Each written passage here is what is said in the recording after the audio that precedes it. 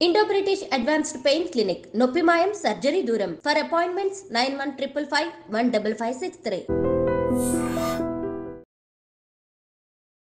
నమస్తే, welcome to I dream. నేను మీ ఝాన్సీ. అయితే చాలామంది ఇప్పుడు ఫేస్ చేస్తున్న ప్రాబ్లం గ్యాస్ ట్రబుల్. చిన్నవాళ్ళని లేదు, పెద్దవాళ్ళని లేదు, మార్నింగ్ లేవగానే తేన్పుతూ ఉంటారు, ఏం తిన్నా కానీ పడట్లేదు, గ్యాస్ ఫామ్ అవుతుంది, స్టమక్ పెయిన్గా ఉందని ఇలాంటివన్నీ చెప్తూ ఉంటారు. మరి ఇలాంటి గ్యాస్ ట్రబుల్స్కి డైలీ టాబ్లెట్స్ వేసుకోవడం, సైడ్ ఎఫెక్ట్స్ రావడం ఇలాంటివన్నీ కాకుండా ఆయుర్వేదంలో ఎలాంటి చిట్కాలైనా పాటించవచ్చా? మన ఇంట్లో కిచెన్లో దొరికే చిన్న చిన్న ఐటమ్స్తో మనం దీనికి ఏమైనా రెమెడీ చేసుకోవచ్చా? ఈ విషయాలన్నీ తెలుసుకుందాం. ప్రస్తుతం మనతో ఉన్నారు ప్రముఖ ఆయుర్వేద వైద్యులు చిట్టిబొట్ల మధుసూదన్ శర్మ గారు. ఈరోజు గ్యాస్ ట్రబుల్ గురించి అన్ని విషయాలు క్లుప్తంగా తెలుసుకుందాం. నమస్కారం అండి. నమస్తే అమ్మా. సార్, అయితే ఆయుర్వేదంలో గ్యాస్ ట్రబుల్కి సంబంధించి ఎలాంటి రెమెడీస్ ఉన్నాయి? అంటే ఈజీగా చేసుకోవాలి, క్విక్గా ఆఫీస్కి వెళ్ళిపోతున్నా కానివ్వండి, హడావిడిగా బిజీ షెడ్యూల్ ఉన్నా కానీ ఇలా ఒక టాబ్లెట్ ఎలా వేసుకుంటామో అలాగా క్విక్గా తీసుకునే రెసిపీస్ ఏమైనా ఉన్నాయా? చాలా చాలా ఉన్నాయమ్మా. ఓకే. మనసు ఉంటే మార్గం ఉందమ్మా. సో తయారు చేసుకొని వాడుకోగలిగేటువంటి ఓపిక ఉంటే, అంటే ఓపిక in the sense time waste చేసుకోమని చెప్పట్లేదమ్మా, మనసు ప్రధానం. మనసు ఉండి ఒక్కసారి తయారు చేసుకోగలిగితే మీరు అన్నట్లే ఉంటే టాబ్లెట్స్ మింగి నీళ్ళు తాగినట్లే దీన్ని పౌడర్ వాటర్ కలుపుకొని నీళ్ళు తాగితే సరిపోతుందమ్మా. సో గ్యాస్ ట్రబుల్ సమస్య ఈ రోజుల్లో సర్వసాధారణం అయిపోయిందమ్మా. సో చిన్న పిల్లల నుంచి పెద్దల వరకు రకరకాల కారణాల వల్ల ఈ గ్యాస్ట్రిక్ ట్రబుల్ సమస్యలు రకరకాల లక్షణాలతో వ్యక్తం అవుతున్నాయి. అంటే కొంతమందికి తేర్పు రూపంలో వస్తుంటాయి, కొంతమందికి కడుపులో మంట ఉంటుంది, కడుపులో వికారంగా ఉంటుంది, వాంతి వచ్చినట్టు ఉంటుంది, కడుపు ఉబ్బరంగా ఉంటుంది, మోషన్స్ ప్రాబ్లం ఉంటుంది. ఈ యొక్క ప్రభావం చేత వివిధ రకాల నొప్పులు, ఈ నడుము నొప్పులని, మోకాడు నొప్పులని, కీళ్ళ నొప్పులు అని చెప్పేసి, తలనొప్పి అని, భుజం నొప్పి అని, ఇలా రకరకాల నొప్పులు కూడా గ్యాస్ట్రిక్ ట్రబుల్తో వస్తుంటాయమ్మా. సో దీనివల్ల వాళ్ళకు తృప్తికరంగా ఆహారం తినాలనేటువంటి పద్ధతి ఉండదు. కొంతమందికి అతిగా ఆకలి అయిపోతుంటుంది గ్యాస్ట్రిక్ ట్రబుల్ వల్ల, కొంతమందికి ఆకలి కాదు. ఇట్లా రకరకాల లక్షణాలు వ్యక్తం అవుతుంటాయమ్మా. దీనికి మంచి రెమెడీ చెప్తాను చూడమ్మా. సైంధవరాణ చూర్ణం ఒక 10 గ్రాములు తీసుకోవాలమ్మా.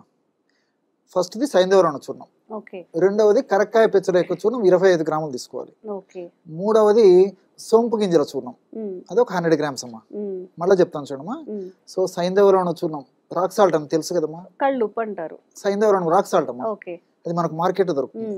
యాక్చువల్గా ఏంటంటే స్వాతంత్రం రాకముందు కాదమ్మా, స్వాతంత్రం రాకముందు మన భారతదేశంలో సైంధవరాణ వాడేవాళ్ళమ్మా ఉప్పు అంటే. సరే స్వాతంత్రం రాకముందంతా, సో తర్వాత బ్రిటిష్ వాళ్ళు ఎంటర్ అయిన తర్వాత మనకు మామూలు ఉప్పు అలవాటు చేశారు, ఇది వాడుతున్నాము. అంత ముందు అంతా పూర్వకాలం అంతా ఇదే వాడుతున్న వాళ్ళం. సో మనకు దొరుకుతుందమ్మా అది. ఈ మధ్య కాలంలో ఆరోగ్య స్పృహ అవగాహన పెరిగిపోయింది కాబట్టి చాలా మంది మళ్ళీ సైంధవరాణాన్ని వాడేదానికి మొగ్గు చూపుతున్నారమ్మా.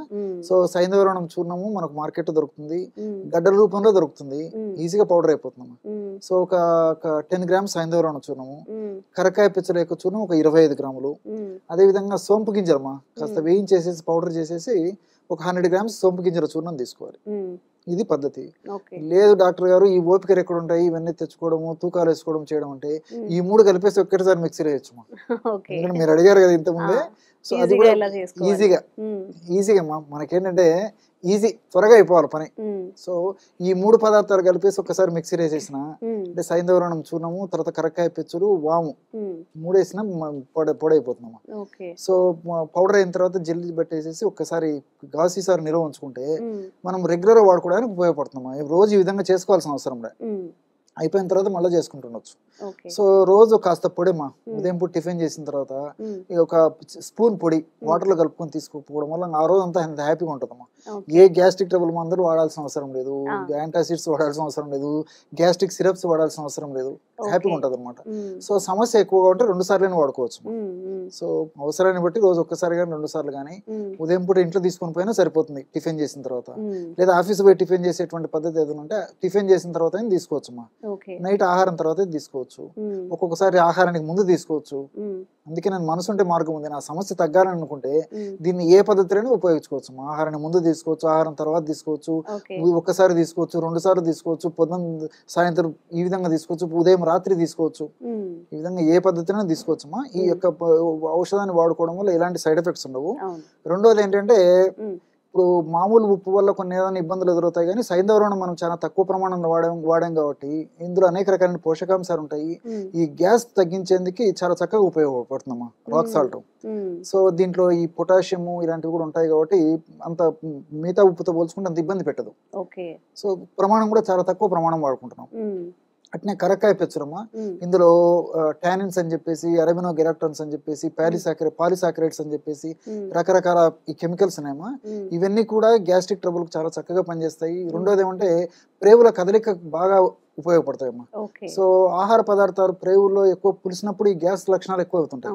సో ఆహార పదార్థం త్వరగా పులవకుండా ఏమా త్వరగా జీర్ణమయ్యేందుకు ప్రేవుల కదలికలు పెంచేసేసి త్వరగా ఆహార పదార్థాలను పోషకాంశాలను త్వరగా గ్రహించేందుకు విసర్జన పదార్థాన్ని మల విసర్జన పదార్థాన్ని త్వరగా విసర్జింపజేసేందుకు ఈ యొక్క కెమికల్స్ ఉపయోగపడతాయమ్మా. ఇంకోటి ఈ కరక్కాయ వల్ల ఇంకోటి ఏంటంటే ఉపయోగమా, ఈ రోజుల్లో చాలా మందికి రక్తనాళాల సమస్యలు అంటే హార్ట్ బ్లాక్, హార్ట్ లో బ్లడ్ వెజిల్స్ బ్లాక్ కావడము, తర్వాత ఇతర ఏరియాలో బ్లడ్ వెజిల్స్ కావడము, బ్రెయిన్ లో బ్లడ్ వెజిల్స్ బ్లాక్ అయిపోయి పక్షవాతం రావడము, గుండె జబ్బులు రావడము, ఇతర రక్తనాళాల సమస్యలు రావడము. సో ఈ ఫ్యాట్ వల్ల, కొలెస్ట్రాల్ వల్ల, ఈ ప్లేట్లెట్స్ వల్ల ఈ రక్తనాళాల్లో పూడికలు ఏర్పడతాయమ్మా. ఆ పూడికలు ఏర్పడకుండా అవి కరిగించడానికి కరక్కాయలో ఉండే కెమికల్స్ ఉపయోగపడతాయి. ఆ పూడికలు రాకుండా ఉండేందుకు కూడా ఈ కెమికల్స్ ఉపయోగపడతాయమ్మా. మనం వాడేది గ్యాస్ట్రిక్ ట్రబుల్ కి అయితే చూడండి, చాలా మంది గ్యాస్ట్రిక్ ట్రబుల్ సమస్య ఉన్నటువంటి వాళ్ళలో వయస్సు వచ్చే కొద్దీ వాళ్ళకి రక్తనాళాల సమస్యలు కూడా వస్తాయి. తర్వాత ఈ గుండె జబ్బులు వచ్చేటువంటి అవకాశం చాలా మంది ఉంటుంది, మెదడుకు సంబంధించిన జబ్బులు వచ్చేటువంటి అవకాశం చాలా మందికి ఉంటుంది. సో ఇది వాడుకోవడం వల్ల అన్ని సైడ్ బెనిఫిట్స్ ఉంటాయమ్మా, ఎలాంటి సైడ్ ఎఫెక్ట్స్ ఉండవు. తర్వాత సోంపు గింజల గురించి చెప్పానమ్మా. ఈ సోంపు గింజల్లో అనథాల్ అని చెప్పేసి ఒక పదార్థం ఉంటుంది, తర్వాత ఫైబర్ ఉంటుంది, తర్వాత పాలిఫినాల్స్ అనేటువంటి రసాయన పదార్థాలు ఉంటాయి. ఇవన్నీ కూడా గ్యాస్ ను తగ్గించడమే కాకుండా ప్రేవుల కదలికలను బాగా చేసేసి మోషన్ ఫ్రీగా ఎందుకు ఉపయోగపడమే కాకుండా మనం తీసుకున్నటువంటి ఆహార పదార్థాలు పోషకాంశాలను చక్కగా మన ప్రేవులు పీల్చుకునేటట్టు కూడా ఈ యొక్క పదార్థాలు ఉపయోగపడతాయి.